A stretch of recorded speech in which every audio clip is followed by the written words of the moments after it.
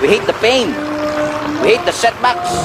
Ginagamit ng Lord yung mga bagay na tinatawag nating waste para tulungan kang lumalim at lumago upang ma-reach mo ang skyscraper destiny na gustong iparanas sa iyo ng ating Panginoon.